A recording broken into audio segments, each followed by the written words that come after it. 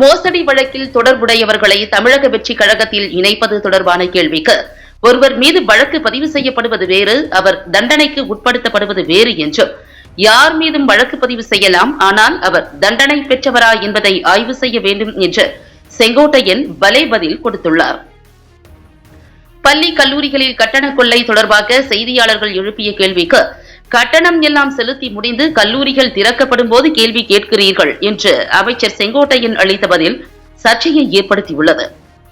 கோவை விமான நிலையத்தில் அமைச்சர் செங்கோட்டையன் செய்தியாளர்களை சந்தித்தார். அப்போது அவர் கூறுகையில், முதல்வர் சிறந்த ஆட்சியை வழங்க வேண்டும் என்ற எண்ணத்துடன் செயல்பட்டு வருவதாகவும் அதை அவர் செய்து வருவதாகவும் அமைச்சர் செங்கோட்டையன் தெரிவித்தார்.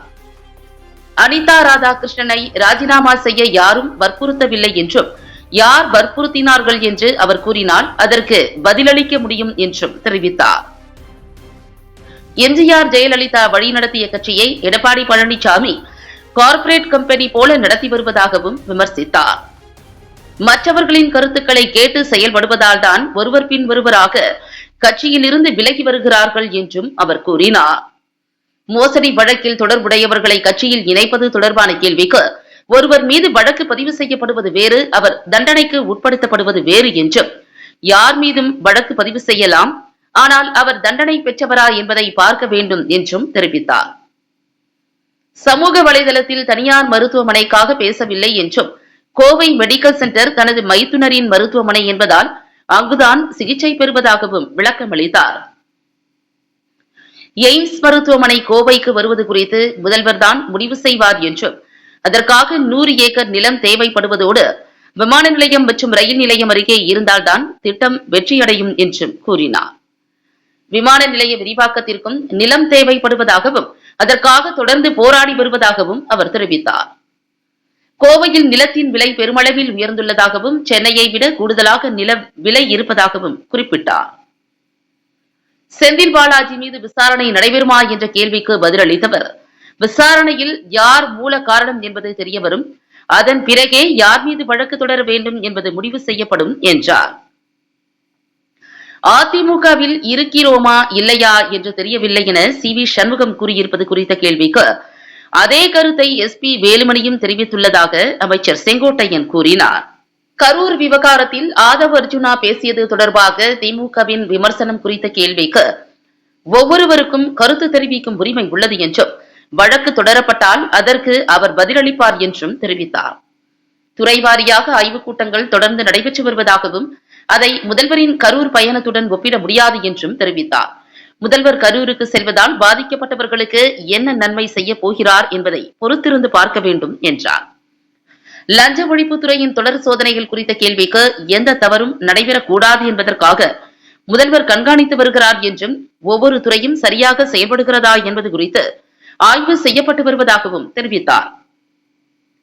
அரசு பணியிடங்களில் தனக்கு வேண்டியவர்களை நியமிக்கிறது என்ற நயினார் நாகேந்திரனின் குற்றச்சாட்டுக்கு பதிலளித்த அவர், மத்தியில் பாஜக ஆட்சியில் யார் யாரை நியமித்தார்கள் என்ற பட்டியலை முதலில் வெளியிட வேண்டும் என்று கூறினார்.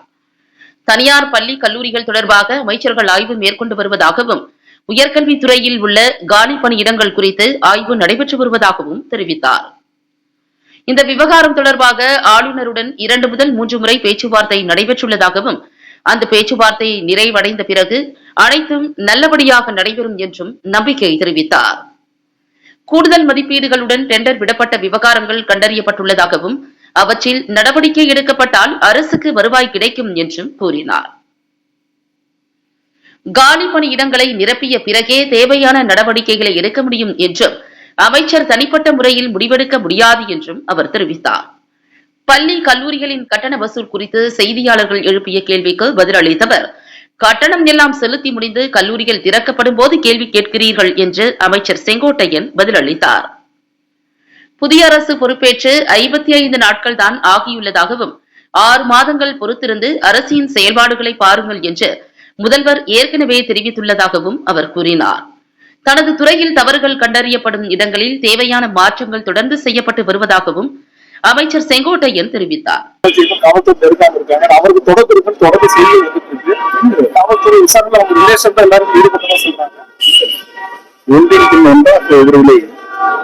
அழைத்து வந்து விசாரிக்கின்ற போது இதற்கு யார் மூல காரணம் என்பதை அவர் சொல்லுகிற போதுதான் வழக்கு யார் மீது தொடுக்கப்பட வேண்டும், யார் அதற்கு மூலதான் என்பதை தெரிந்து கொள்ள வேண்டும்.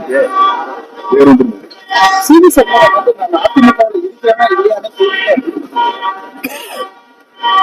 அவரை பொறுத்தவரையில் வேணும்னே அர்த்தம் சொல்லியிருக்கேன்.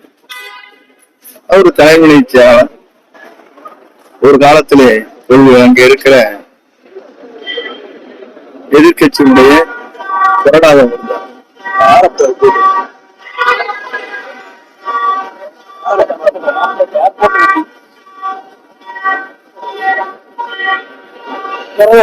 கரூர் விவகாரத்துல ஆதவர்ஜுனா அவர்களுடைய பேச்சு அநாகரிகமா இருக்குது. அவரே லாட்டரி அக்யூஸ்டா இருக்காரு, திமுக யோசனை பண்ணிருக்காங்க, ஒரு வழக்கு போடுறதுன்னு சொல்லியிருக்காங்க. யாருக்கு அதை பற்றி சொல்லியிருக்காங்க? வழக்கறிஞர் பாரதி முன்னாள் நாடாளுமன்ற சொல்லியிருக்காரு. ஒவ்வொருவரும் ஒரு கருத்து சொல்வது ஜனநாயகத்தில் உண்மை. வழக்கு தொடர்ந்தால் அதுக்கான பதில் அவர் சொல்வார்.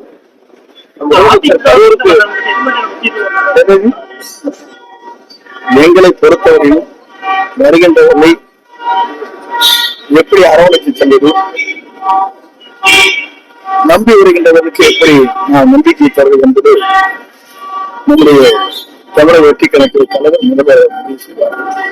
யாருக்கான முடிவு மேற்கொள்ள இருக்கிறார். சம்பவம் இழந்த பிறகு முதலமைச்சர் கரூருக்கு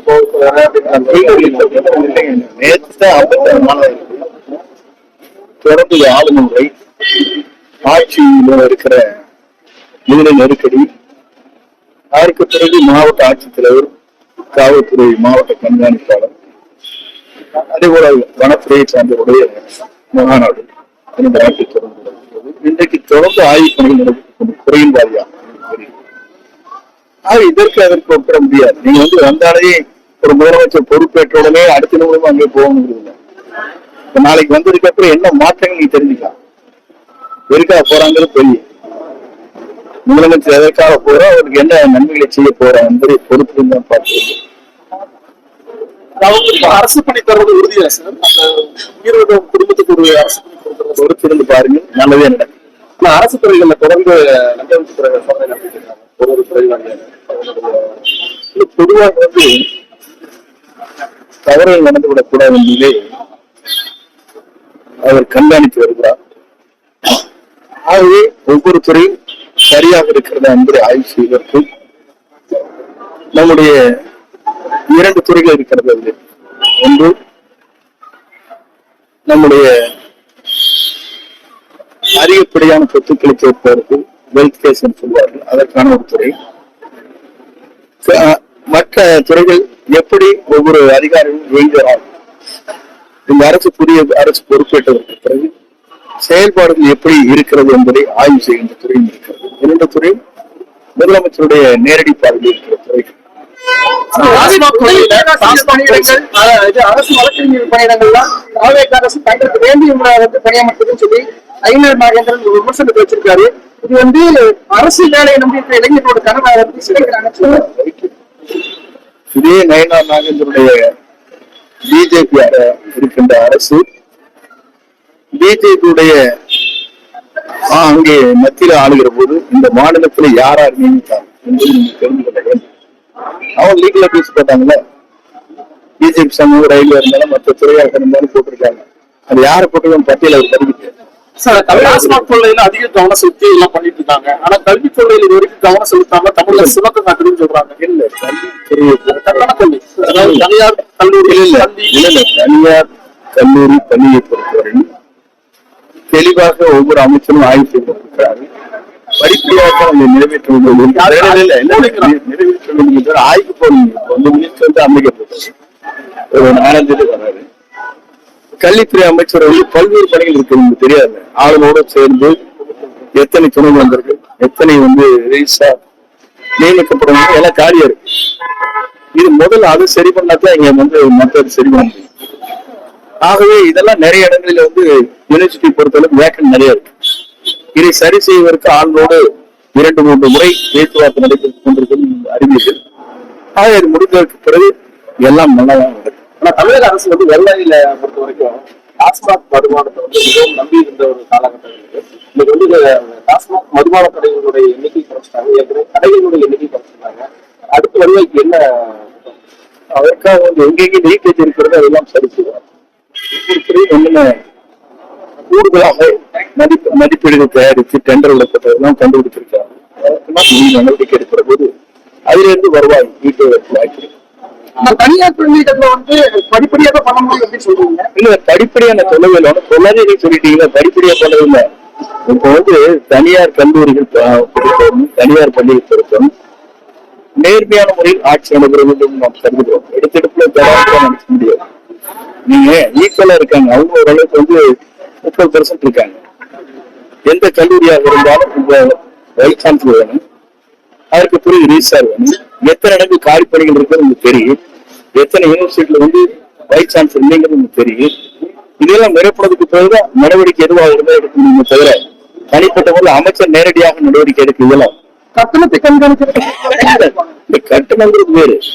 கட்டணம் முடிஞ்சு போச்சு, அட்மிஷனே முடிச்செல்லாம் காலேஜ் ஆரம்பிக்க போது இப்ப கேள்வி கேட்டிருக்கிறீங்க. சொல்ல வரைக்கும் கேள்வி மறக்கூடாது, நான் சொல்லி முடிக்கிறேங்க பிளீஸ். என்னங்க, ஒரு அரசு பொறுப்பேற்றதற்கு பிறகு என்னென்ன செயல்பாடுகளை செய்யலாம், எதை செய்தால் சரியாக இருக்கும் யோசிக்கிற நாட்கள் இருக்கிறது. அதைத்தான் நாங்கள் தெளிவாக சொன்னோம். எங்களுக்கு ஒரு 6 மாத காலம் பொறுத்திருங்கள், என்னென்ன நடவடிக்கை நாங்கள் மேற்கொள்கிறோம் பார்த்து தெரிந்து கொள்ளலாம் என்று முதலமைச்சர் சொல்லியிருக்காரு. இப்ப 55 நாள் ஆயிடும். அனுபவம் என்று ஒருத்தப்பட்டு பண்ணிட முடியாது. நான் துறையை பார்க்கலாம், சில தவறுகள் நடைபெறுவது உடனடியாக அந்த இடத்துல மாற்றம் செய்யப்பட்டு வருகிறது. இன்றைக்கு கூட வந்து பதிவு செய்யறதுக்கு ஏறத்தால் ஒரு 50,000 மக்களுக்கு இன்றைக்கு நேரடியாகவே பத்திரப்பதிவு செய்த உடனேயே அவர்களுக்கு வந்து ஆன்லைன் மூலமாக அவர்களுக்கு அந்த பத்திரப்பதிவு செய்ததற்கு பிறகு பட்டாக்கு உடனடியாக அதிலே சரி செய்யப்பட இருக்கிறது. அது இப்படிப்பட்ட ஒவ்வொரு நடவடிக்கை எடுக்கிற போது அந்த அலிகேஷன் பிறகு ஓகே.